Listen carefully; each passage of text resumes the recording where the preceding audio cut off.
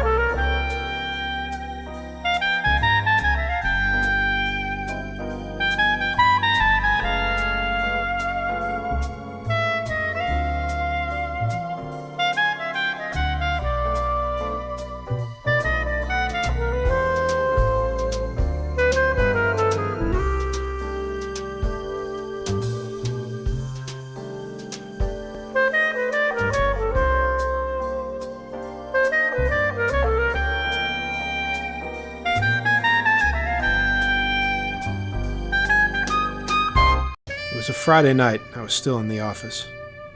I had just finished a job tailing a husband for a suspicious housewife. Not a great job, but it paid the bills. I was getting ready to close up shop for the night when my secretary, Francine, announced an unexpected visitor.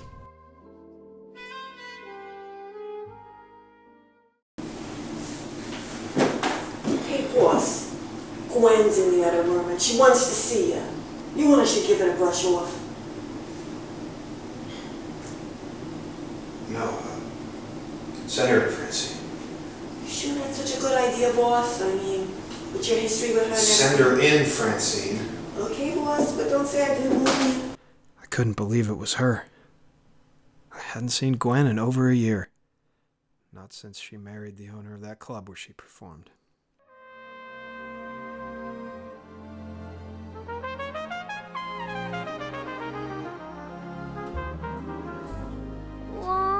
She was gorgeous. Blonde hair that shined like the sun. Eyes so blue they made the sky jealous. A real doll face. But that was history. No matter how much I might have wanted it to be otherwise.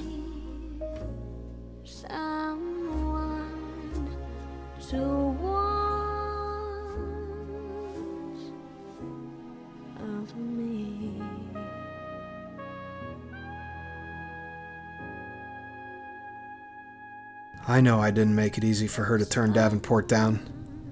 I was always working some case, and I couldn't give her everything a girl like that deserved.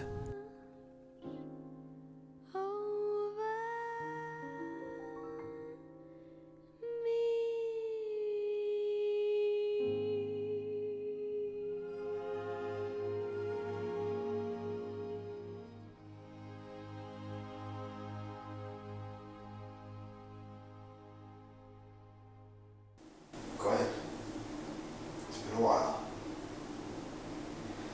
What brings you in here tonight?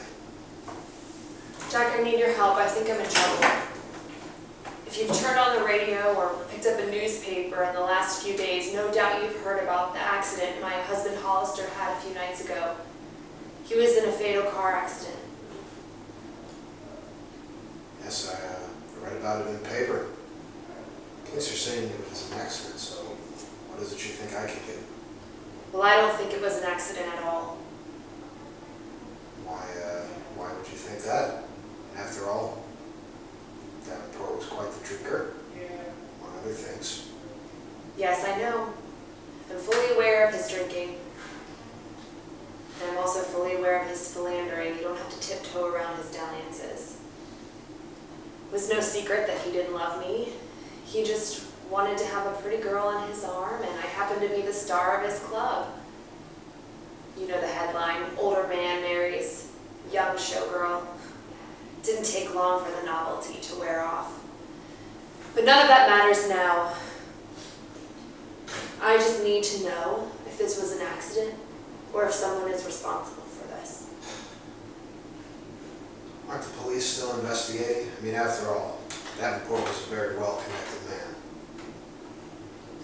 Yes, the police are working on it. But you never know who you can trust in this town. You never know whose back pocket the police may be in. I need someone I can trust, and that's you, Jack.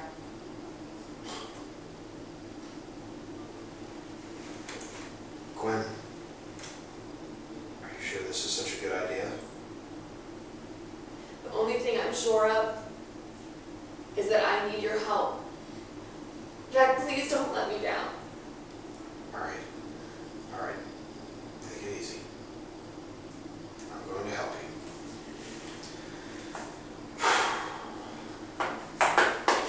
All right, what can you tell me about the night leading up to his accident? Well, Hollister and I went to dinner at the club with Frank Buchanan, his business partner, and his sister Laura Davenport. We'd had dinner and were drinking. I started to feel ill, so I excused myself to the restroom. When I came back from the restroom, I wasn't feeling much better. So I told Hollister that I would just take a cab home so that he could finish his evening and business meeting with Frank. So I went to the doorman and he called me a cab and I went on home. Around 4 a.m., knocking at the door. It was the police. They said that he'd been in an accident, that he'd swerved off the road and crashed his car off of the cliff at Pinnacle Point, and that he was dead. Again, what makes you think it wasn't an accident? Well, just a feeling, really. But when I excused myself to the restroom and I came back to the table, Frank and Laura and Hollister, their voices had been raised, and it looked as though they were arguing. I couldn't make it out exactly what they were saying. From their tone, it sounded like probably not baseball. I think it might have had something to do with the sale of the club. You probably heard of the Moretti boys, Joe Moretti. He wanted to buy the club. He'd made an offer and Hollister had said no. But Frank wanted to sell. Hollister thought the club was a gold mine. He'd said many times, and many people heard him, he wasn't going to sell that club. If it was sold, it would be over his dead body. So now I'm concerned that the Moretti boys might have taken him out, wanted to get him out of the equation so that they could sell, so that they could buy the club from Frank. If that's the case, then I would have been in the car with him. I would have died too. So what if they want me out of the picture too? I'm really concerned for my life. All right. Is there somewhere you can lay low for a while? My mom has a small place right across town. I could probably stay there for a little while. Okay, good. All right, we'll keep a low profile. Don't tell anyone where you are. Leave the phone number with Francine in case I need to get a hold of you. And above all, do not go back to your place. If the mob's really involved, they could be there waiting for you already. Give me a ring in a couple of days, and if it's safe to come back, I'll let you know what I found. Okay. Jack, you don't know how much better I feel knowing that you're on the case.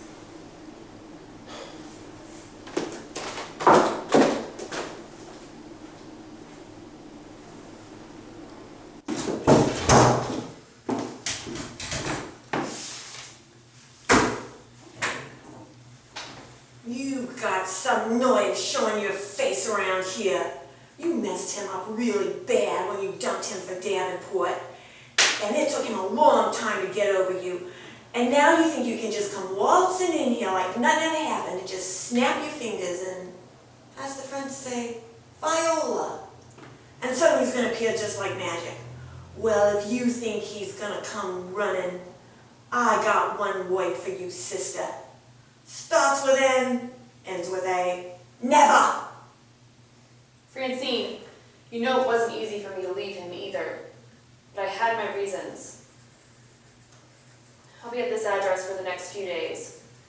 When Jack needs to get a hold of me, have him call this phone number. Good night, Francine. And for what it's worth, I really cared for Jack. Still do.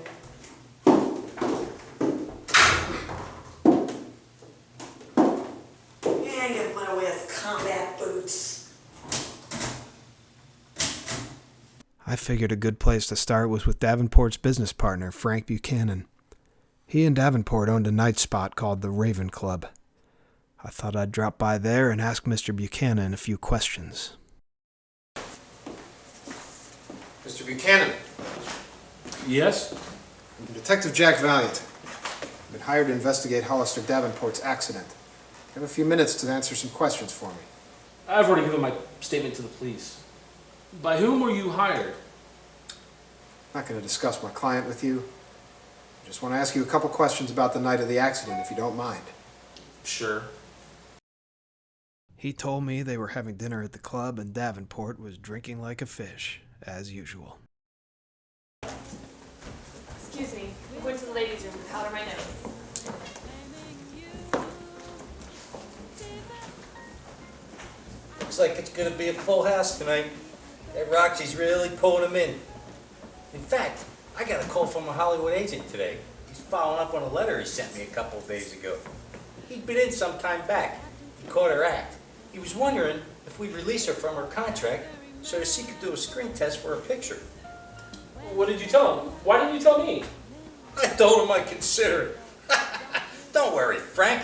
You really think I threw that in the trash cans? You really think I'm gonna let our star attraction go? That broad's packing this place. What about Joe's offer on the club? And the offer on Roxy's contract? It's a lot of dough, even if we split it. When you gonna get it? This ain't about the dough. I got plenty of that on my own. There's so much more that comes from owning the hottest joint in town. Why do I gotta keep telling you that? It's a lot of money, Holly. I think you ought to consider it. I don't recall asking you for your opinion. What do you care? You don't get any money if I sell the joint. How do you even know they keep you on the payroll? Well, Joe at the helm, Roxy's gonna be the biggest star of this joint. You'd be out on your keister before the ink on the deed is dry. Don't be so sure about that, Hollister. I've got plenty of fans. Don't be such a jackass, Hollister. She's just trying to get it through your thick skull. Hey, quit busting my chops. This joint ain't for sale and that's final. This place will sell over my dead body. That sounds pretty final. You might regret that. Hey, we're through with this topic. Hollister, I'm not feeling very well. I think I'm gonna go ahead and call it a night. I'm sorry, Frank. I'm sorry, Laura. Hollister, I think I'm just gonna take a cab. That's okay, baby. I'll drive you Oh, home. no. Stay, enjoy your evening. I'll be fine. Really, I'll be fine. Hey, call a taxi for my wife. And give me another drink. Right away. Good night, everyone. Enjoy your evening. You have good evening, bud. Call me Margwin. I do hope you feel better. I'll see you when I get home. He said that Davenport kept drinking and eventually asked for his car to be brought around.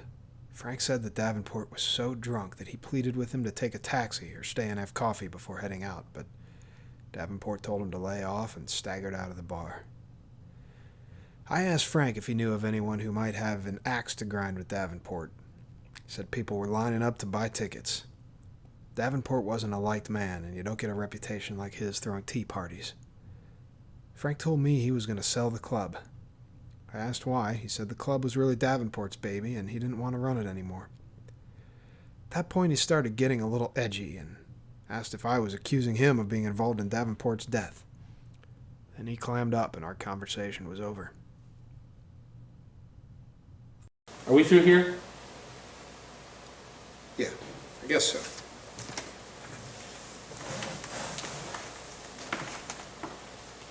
I'll be seeing you around.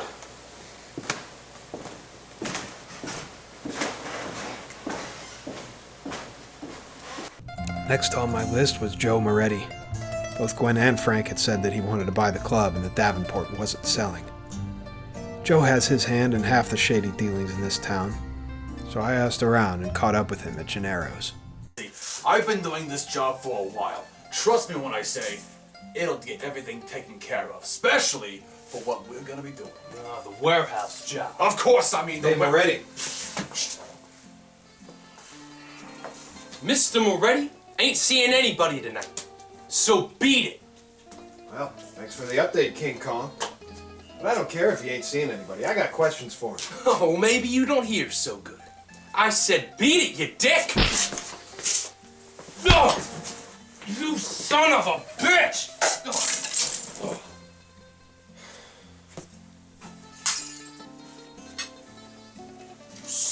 Easy. Go get him cleaned up. Sure, boss. Eddie. Valiant. To what do I owe this unexpected pleasure? Hollister Davenport, I want you to tell me what you know about the night of his so-called accident. So what would I know about that night? How would I know? Moretti, do not play dumb with me. I know you were at the club that night to see Roxy, so just spill it. I don't know how it figures into Davenport's accident, but I was at the club, as I am every night, watching my little bird sing. Never know how much I love you. Never know how much I care. When you put your arms around me, I get a fever that's so hard to bear. You give me fever. I saw Davenport at the table with his wife, sister, and Buchanan. The blonde got up. She walked back toward the bar, nodded at some broad who gave her the cold shoulder, and then hightailed it to the can. I faintly overheard Davenport, his sister, and Buchanan arguing about my offer to buy the joint, so that caught my attention. I heard something about over his dead body, but before it got too involved, the blonde returned to the table and then ended up leaving the joint. By then, Roxy had finished her set, and I had other things on my mind. Miss Carmichael! Miss Carmichael! Joe don't like people taking pictures of Roxy on his time, so Roxy ain't taking pictures tonight. Yeah, I'm just trying to do my job. Do it somewhere else, kid! My camera!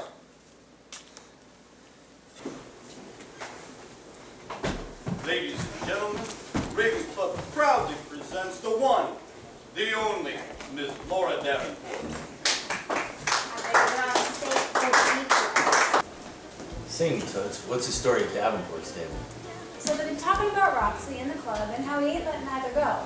And then he was also telling Frank about how to give that Hollywood agent the brush off. He was smart. He won't be singing that tune. Oh, the more I think about it, the madder I get. Who does he think he is stomping all over people's dreams? That Davenport is evil to the core. He can't get back to hell fast enough if you ask me. Don't get bent out of shape, doll. Things will change. You'll get your shot at the big time, I promise. If you ask me, that blonde's pretty lucky to have dashed like that before her husband took a header off the cliff. That broad's got one hell of a guardian angel.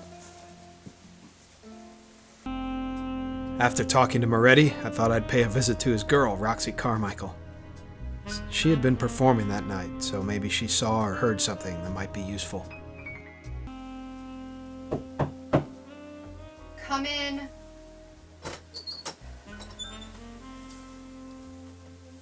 Have a moment of your time, Miss Carmichael. Miss Carmichael, why so formal, doll? I haven't seen you in these parts in quite a while. Why are you here tonight? I want to ask you a couple questions about your old boss, Davenport.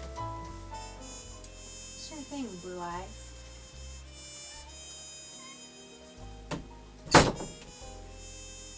What do you want to know? I'm investigating Davenport's death. I want to know the last time you saw him or spoke to him. I know he had dinner here with Frank Buchanan the night of the accident. Is there anything you can tell me about that night that might be pertinent? I remember that night. Ladies and gentlemen, the Raven Club proudly presents the siren of song, Miss Roxy Carmichael.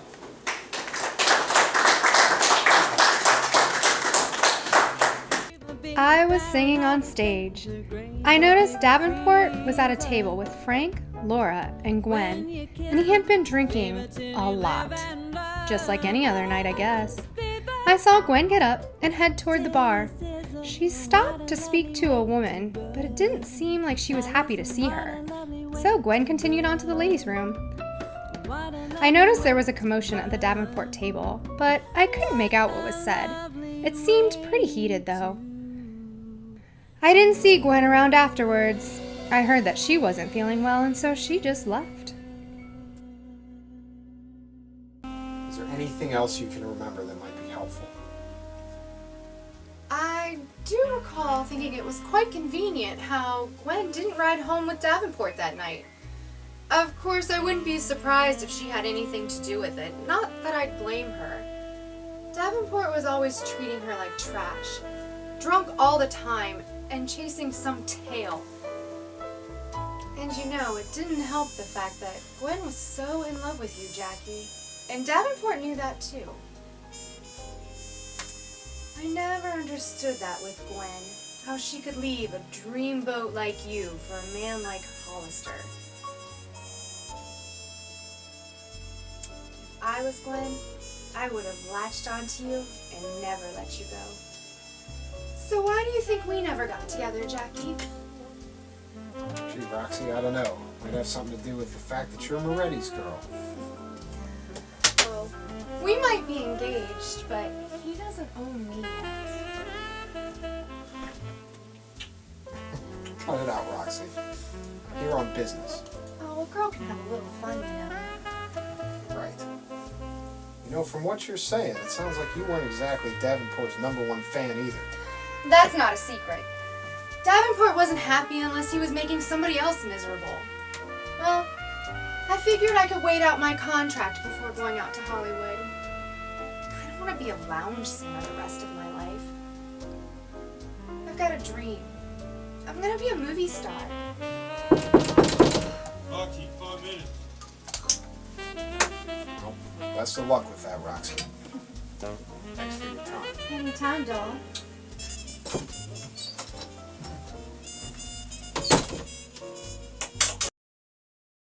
There was one more person at the Davenport table that I hadn't spoken to yet. I called and asked Miss Laura Davenport, Hollister's sister, if she would come down to my office and enlighten me on their conversation that evening. Hey, boss. Miss Laura Davenport, the sister's here to see you. You want I should send her in? Yeah, sure, Aunt Francine. Okay, Miss Davenport, she'll see you now.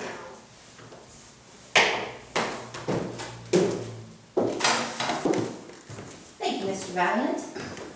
Thank you, Miss Davenport, for coming in today. I'd like to ask you a few questions about the night of your brother's accident. Sure. I still miss him so much. I'm very sorry for your loss. I'm trying to figure out if Hollister's death was truly an accident. You don't think it was an accident? Do you think Gwen had something to do with it? Gwen, no, I'm not suggesting that at all. Why would you think she was involved?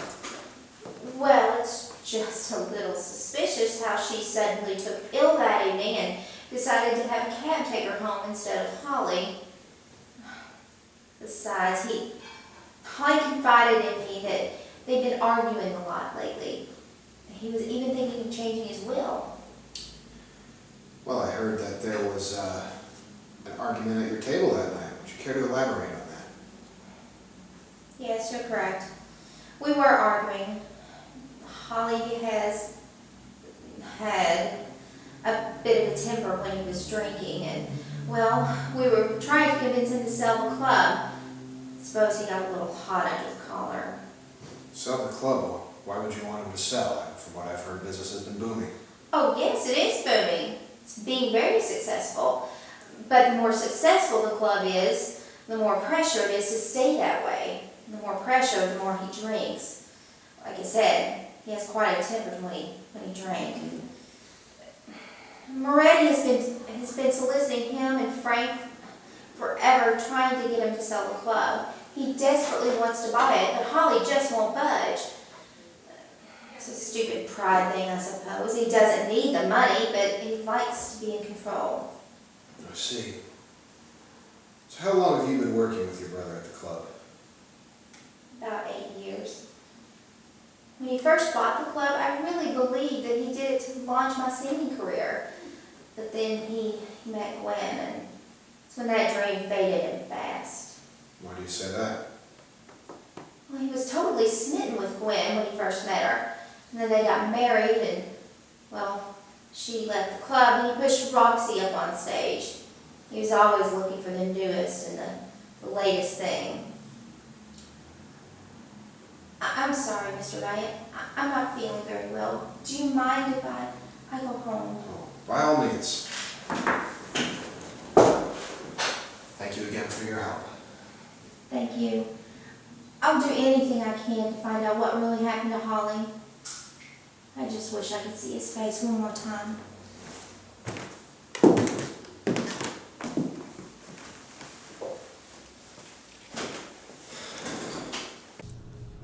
There were so many people who hated Davenport, it was like trying to narrow it down to a needle in a haystack. And one needle worried me most of all. Was it possible? Could Gwen have killed Davenport? Did she work with someone else to tamper with the car, or was it just a coincidence that she left separately? My head keeps telling me it's more than a coincidence, but my heart is asking, how could I be so wrong about her? It's gnawing in the pit of my stomach. Something just wasn't fitting into the puzzle. As much as I didn't want to push forward on this scenario, I needed to talk to Gwen to get some answers.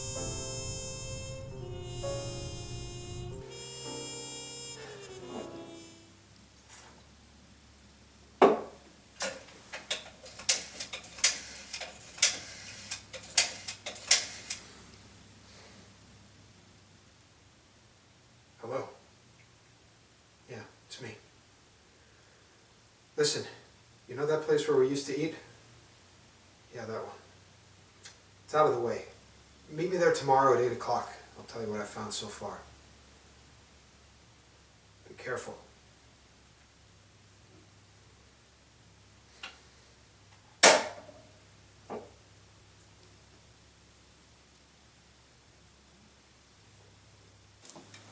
Were you careful getting here? Were you followed? I don't think so. I switched cabs halfway here, just to be sure. Just like you taught me. Good. I've always loved this place. The cozy table, the music, the candlelight. We've had many beautiful evenings here. Is that why you chose it for our meeting? Cut it out, Gwen. This is not a date. I know. For God's sake, I'm trying to save your life here. It just brings me back to when we were together. Well, we ain't together anymore. Let's focus. Now, who were you talking to that was sitting at the bar that night? Well, I bumped into Francine on my way to the ladies' room. We exchanged pleasantries. I asked her if she still worked for you and how you were. She said you were fine and then gave me the cold shoulder. So I continued on to the ladies' room. What time did you leave the club? About 10 o'clock or so. Why did you leave so early? I told you the other night when we were in your office.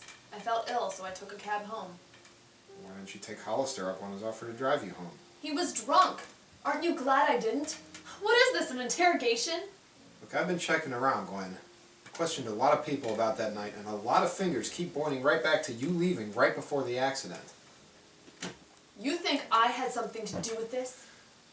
Look, I have to look at this objectively. Did you have means? Yes. Did you have the motive? Yes. Opportunity? Yes. I can't fully investigate this without at least taking that into account. Maybe I did have all those things.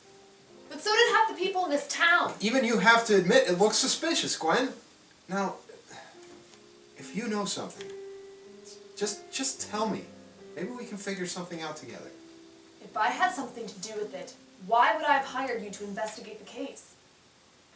I'm incapable of hurting anyone, even Hollister. You know me, Jack. I thought I knew you, but after all, I thought I knew you 2 years ago when you stopped loving me and ran off to marry that man. I never stopped loving you. Before you judge me, let me at least explain. You don't know the whole story. Okay. Okay, calm down.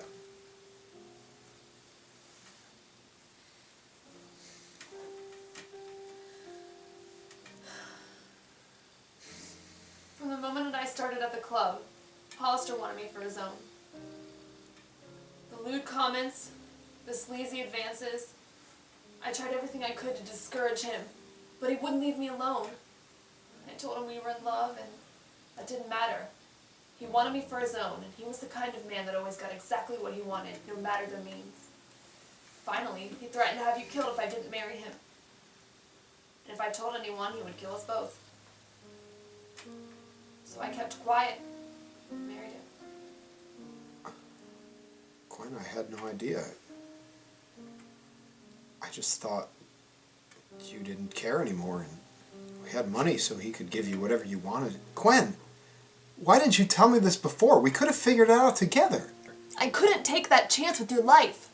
He would have followed through with his threat.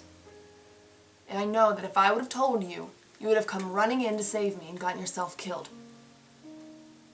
I loved you too much to risk losing you that way. I would much rather not have you at all and know you were safe. But you have to know, I never stopped loving you. Part of me hoped that you still loved me too. Gwen, I believe you. But I don't know how to feel. Part of me still thinks back to when we were together, but I was so messed up when you left. I couldn't do anything. The business suffered, and now you're back in my life for 2 days, and it's all twisted again. I'm so sorry, Jack. But I didn't have a choice, then or now. And you know my marriage was a sham. You have to believe me when I tell you that I was frightened for my life when I came into your office that night. And now I'm even more frightened for my life if you're not in it. Let's leave tonight. Let's pick up and go someplace where it's safe, far, far away from here. I've got more than enough money for us to start over. Gwen, I have to admit I still care for you, and I've never been as tempted as I am right now. But I need to get to the bottom of this if we're going to be together. I don't want to have to be looking over my shoulder. I want to be with you, not on the run with you. I know, but you couldn't even begin to imagine what it was like when Hollister made me give up my dream of being with you forever. If there's even the slightest chance that this could come true, I don't want to wait. Just a second. What? I just had an idea I want to follow up on. Can you go back to your mother's house for tonight? I'll let you know if I find something. Haven't you heard a word I've said? I love you. I've heard every word you've said. That's why you need to go to your mother's house now. I have to get to the bottom of this. Please stay with me tonight. I'm sorry I got you involved in the first place. It's too dangerous. Stay.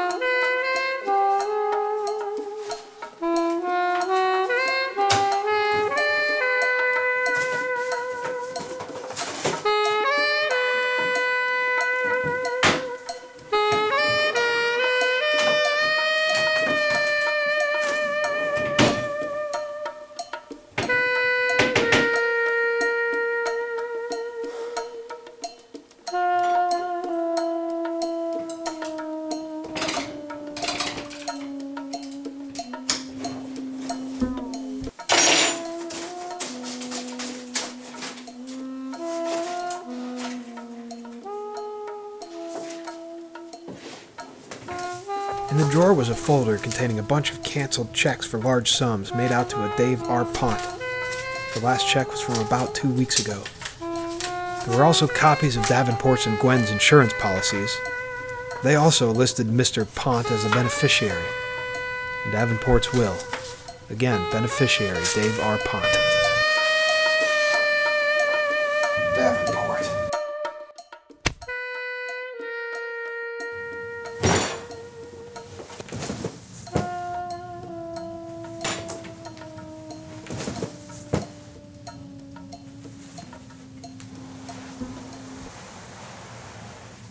I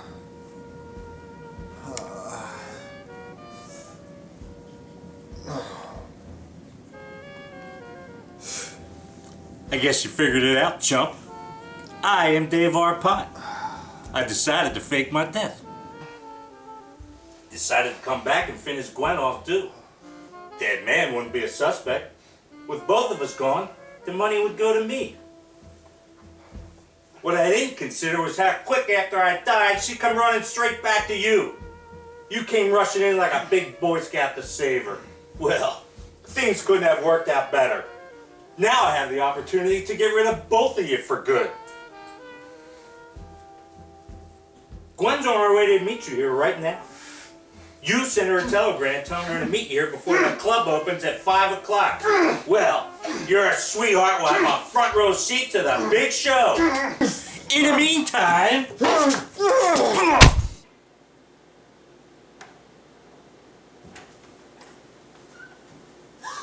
Hi, Gwen.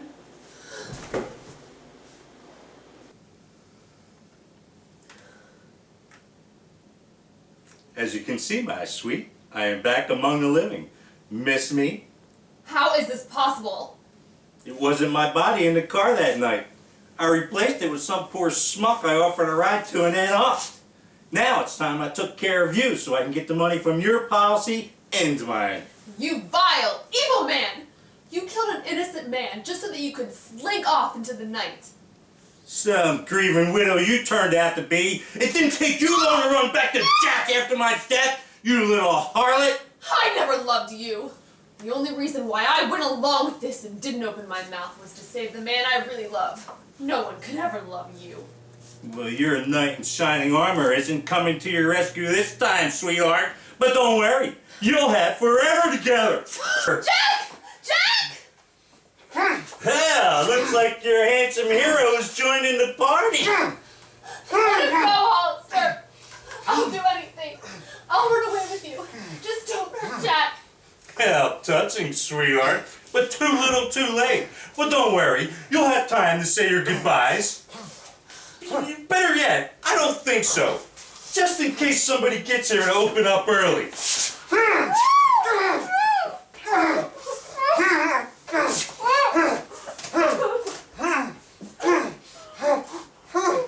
Looks like you two lovebirds are gonna die in a tragic boiler accident. How unfortunate. Sorry I can't stick around, but I gotta scoot.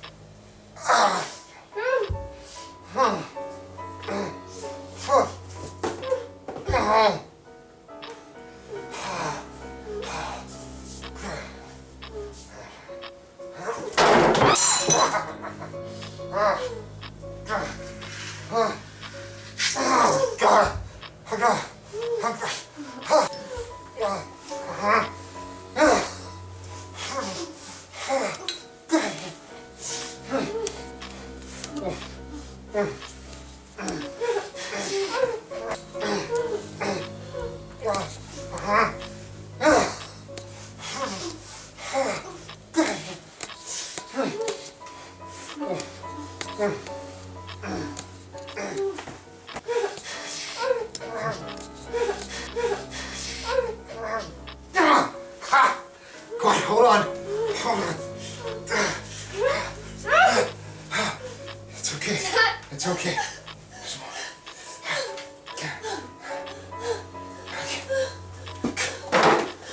Come on. Let's get out of here.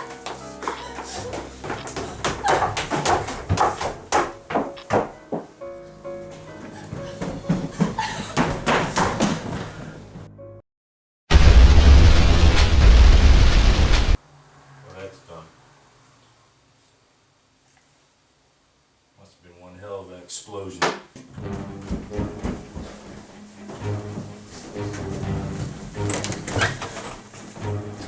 Shake us off, Davenport. Looking for this? I took the liberty of lifting it from me when I dragged you to the basement. I don't know how both of you escaped the bomb, but now it's time I got rid of you once and for all. Let her go, you gutless snake! Ha! Sweet sentiment, but I don't think so. Here's how it's gonna go down, Jack. You figured out that Gwen killed me. You followed her to this apartment to confront her. She shot you, you shot her, you both died. How tragic.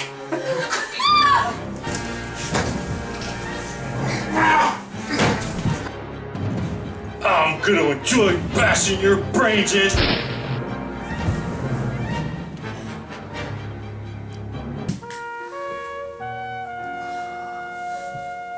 Jack, are you okay? I'm so glad. I don't know what I would have done if I'd lost you.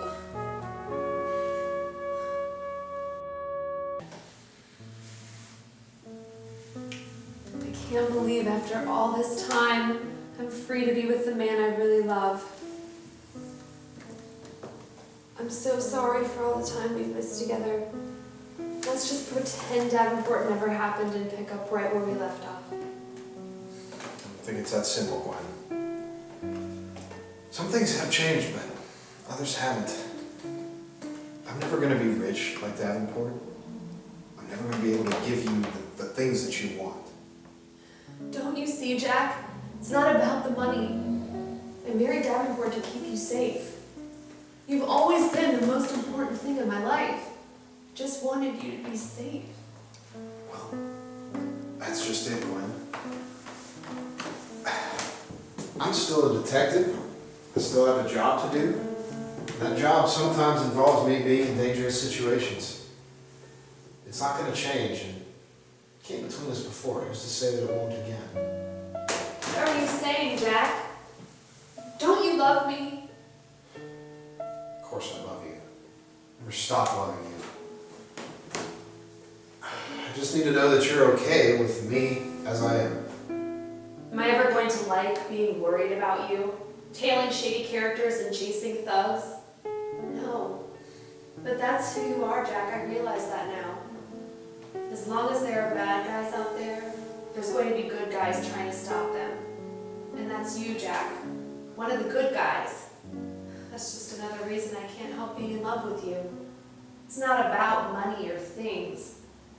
I just want you in my life.